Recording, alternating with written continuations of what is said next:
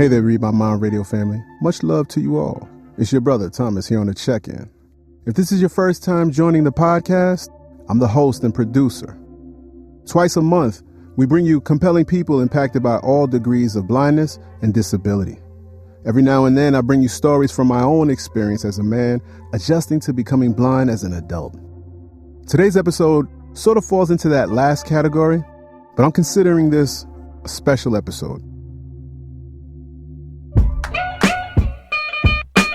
Read my mind. Read my mind. In the intro, I said we bring you this podcast twice a month. Well, yes, there are times, though, when that's not true. Usually, though, I let you know when a brother needs a bit of a break. This month, I had to change it up a bit. My mom passed away, and I didn't want to release an episode that was actually ready to go. I usually include some social media promoting of the episodes after each release, and I didn't want my public voice talking about the podcast while my private voice was grieving the loss of my mother. On multiple occasions during the lifespan of this podcast, I wanted to have my mother on as a guest. My mother was very charismatic and actually quite funny. I know she would have been really entertaining. However, my real goal was to get some insight into the relationships between children who become blind as adults and the parent or parents.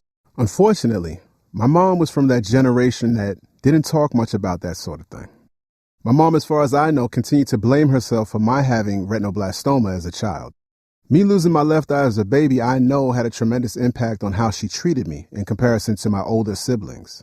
So when I had to tell my mom about the tumor found behind my right eye as an adult, that wasn't easy for me to do, and I know not easy for her to hear.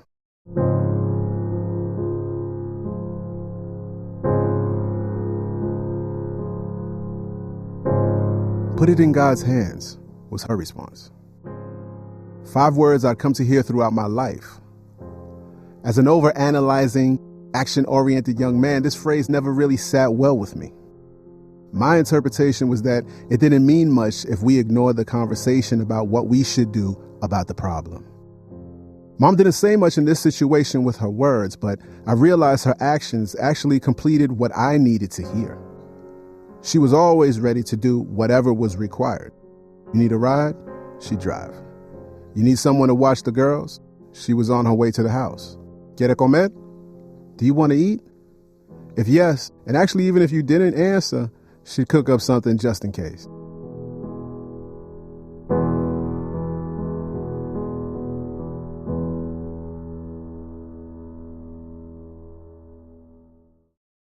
Being blind around my mom was personally really difficult for me. As a man, I want to be seen as a protector of my family. My immediate family, my wife, and girls see me that way. Whatever's necessary, they know I'll do. We know, for example, driving, for those who lose their sight as adults, is one of the most difficult things to give up. We hear about the loss of independence. I stopped driving immediately when I knew I could endanger my family and others. As a little kid, I remember watching my dad and the older men in my family pack up the car, discuss the best route to take, and then pilot us safely to our destination. Honestly, it wasn't just the men. My mom and aunts also did a lot of driving. It's something, though, as a young boy, to watch older men that could make you see yourself in that role someday. One of the reasons I probably loved taking road trips with my family before my vision loss. I remember watching my older cousins chauffeur their mother and think that was the coolest thing ever. I loved how they would get out the car with their car keys in hand, appearing almost like a bodyguard for their mother. Being a protector of my mother could also mean just being there for her and helping her get things done. A few months before my second cancer diagnosis, my brother passed away. I got the call while at work. I stopped everything and went to my mother. I always kept a copy of the keys to her apartment with me in case of an emergency. I remember opening the door. I can still see the image of her sitting on a chair in the foyer just a few feet from that door to the apartment. She just sat there alone, crying, looking as though she was waiting for someone to come through the door. I felt proud to be that person for her, arriving in time to take care of everything that she needed, making the arrangements, answering questions, taking all the phone calls. She later told me how much she appreciated me being there. Of course, I didn't want my brother to leave before my mom. She already lost my older sister 25 years earlier. I was, however, very thankful I could make it easier for her. Then just a few months later, it seemed like I'd never really have that chance to be seen the same by my mother. After becoming blind, the way she responded to me felt like she could never see me as that strong adult able to take care of her. Rather, she wanted to be the caregiver, even though it wasn't necessary. Cuidado, she say, over and over. Be careful, as I get up from my seat. I'm fine, Ma, I say in frustration. He's fine, Ma, my wife, Marlette, would offer, knowing I was growing more irritable. Abuela, Daddy's fine, my oldest daughter would offer in my support. This scenario would repeat as often as we were together. It took place in my own home, in her apartment, where I grew up. It took place in public, which was 10 times worse for me. It was as though not only could she not see me in a strong male role, but it felt like she pointed it out to anyone inevitably watching. She tried to get better about that. I know Marlette tried to explain how that made me feel, but it was just who my mother was. I would always be her baby. That I can understand now with babies of my own, but it never really made it easier for me. I never again felt as though she saw me as someone who would protect her as she did me when growing up. My sister, Camille, had the chance to be there for Mommy in the end. My mother lived with my sister and her family in what became her final years. Cam and the rest of the family did great in keeping Mommy safe and healthy as she could be. She remained by her side through her last breath. If it wasn't going to be me there with her, then I'm so thankful it was my sister. During the wake, we set aside some time to celebrate my mom's life.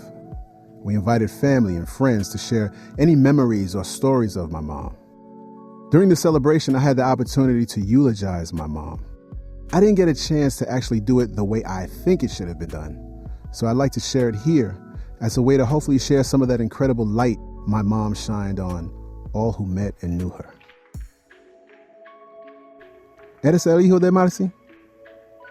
When we were growing up, random people at a pizza shop, supermarket perhaps, or in front of some building in Culver City in the Bronx would confirm that fact. You're Marcy's son. At that time, it meant I had to be careful.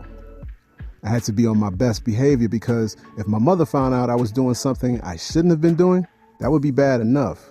But finding out from a friend, I think that would have been way worse. But being Marcy's son, daughter, or anything for that matter, to me, means you benefit in some way from what she had. You have to begin with strength. That strength and courage to experience adversity and remain faithful in what you believe. That's what she did, after bearing 2 children way before their time, plus losing her husband of 31 years. It means being stubborn, incredibly stubborn. But that's conviction, because everything she did was done with passion. It's an incredible sense of humor.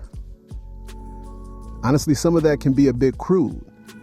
And while I don't think she'd mind, I won't go into specifics. Mommy could laugh at her own ways and flaws, never really taking herself too seriously. Mommy was silly. As little kids, you never knew when you might turn the corner in the apartment, and there she was, waiting on you. Sometimes she was in one of those facial mud masks. Other times, she'd put on this orange alien-looking mask. She'd raise her hands in that supposed-to-be scary monster attacking pose while growling. Even in more recent times, I know if I ever needed anyone to act silly with me, Mommy would never disappoint me. My mom was a natural storyteller. Those who had the chance to experience it definitely remember story time with Marcy. It could have started with something simple like, let me tell you what happened today. But if you're lucky, it began with a meal in her kitchen. That in itself was a gift. If she was in the mood to share a story, all right, who am I kidding? It didn't take much, right? Mommy, Tell them about the time, that could be anything. Either her childhood stories from Puerto Rico or some of the early adventures in 1950s New York City. Mommy told stories in 3D. She didn't just tell you a story. She brought you into it with sound effects she made up on the spot. Bangana, bangana. That could be a crash, a punch, anything. She'd make these big, over-exaggerated movements to illustrate or reenact. Sometimes, you might even be used as a prop. Venga aquí, as she pulled you out of your seat. And of course, she had an action-packed and dramatic tale. Now, you might wonder if she was embellishing. That is, until you experience something with her in life. And then you realize, oh, wait, those stories are true. Marlette, Rihanna, Raven, and my mother were all hanging out at the mall. I'd say about 8 or 10 years ago. Mommy had to be about 75 or 77 at the time. When they got home, the girls came in and told me, Daddy, Abuela got in a fight with this lady at Arthur Treach's. Now that's not news to me. It wasn't really for them either because they heard the stories of her past. But now, after seeing her in action, there would never be any doubt as to the validity of those stories. They believed her stories about her athletic prowess because at around 75 years old, they watched as she outskated a much younger woman at the roller rink because my mother was incredibly competitive. But her best stories come out of just her being herself. When my sister Camille and I were young kids, Mommy would tell us something and then say, like a friend says, and proceed to elaborate or explain something. It was a very, very frequent thing. Cammy and I would just look at one another. Privately, we'd wonder, how many friends does Mommy have? Are they the same people always telling her these things? It was just something we wondered about for years. It wasn't until we were much older that we came to realize, wait, say that again, Mommy? La que friend says. One more time. Like for instance. All these years, it was just her accent that made us think she was saying, like a friend says. I got into a lot of trouble because of that accent. Like the time she sent me to the store for Epsom salt, and I came home with eggs and salt. Teasing my mom and imitating her accent was and will always be one of the things that brings me pure joy. As a kid, it got lots of laughs from her and my father, so of course I continued. Now don't get it twisted. My mom was to be taken seriously. She just had a cool way of combining the serious and the sweet. As a child growing up dealing with lots of invasive doctor visits and exams under anesthesia, Mommy made them special. But first, she had to teach. At each appointment from the time I was very young, it was my responsibility to sign myself in at the doctor's office. Make sure no one was being seen before me. Even ask them to put the next set of drops in to assure that everything stayed on schedule. I hated it because I was the only child doing that. Isn't this your job, I thought? I realized later what she did and why. She was a natural fighter and wanted to make sure her children were capable of standing up for themselves. Showing me, not telling me how to do it. But every visit was followed by 2 hot dogs, a soft pretzel, and a bottle of my favorite drink, Yoo-hoo, at that time. On more special occasions, she'd take me to a restaurant, and we shared memories of those times together later in life. I actually looked forward to these appointments, and later learned how different that was from the way other kids experience these same things. Mommy was an optimist. She saw good in people, but at the same time, she's not going to fall for your nonsense. She was small, yet strong. Definitely a bit heavy-handed sometimes, but yet she had a delicate touch. As a child, it made everything better. So much so that as an adult, I still sought that comfort that she could provide. Marcy, son, just thought I'd remind y'all. She was mommy to my sister and I, abuela to her grandchildren, chela to her siblings and those who knew her back in the day.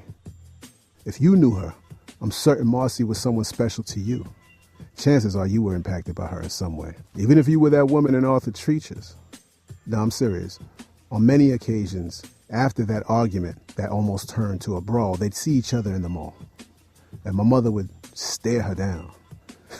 Esa vieja, or the old lady as my mother called her. Meanwhile, I'm pretty sure my mother was older than her. Today, something is and will forever be missing. Not only in our family's hearts, but honestly, the world feels a little emptier without her here. There's just places she's supposed to be. A family gathering, a rosary in her apartment, or planning something at her church. That makes me really sad. But I'm so proud and happy that I will always be El Hijo de Marcy, Marcy's son. Marcy, son, just thought I'd remind y'all. Marcy, son. R-E-I. And that's me in the place to be. We love you, mommy. May you rest in peace.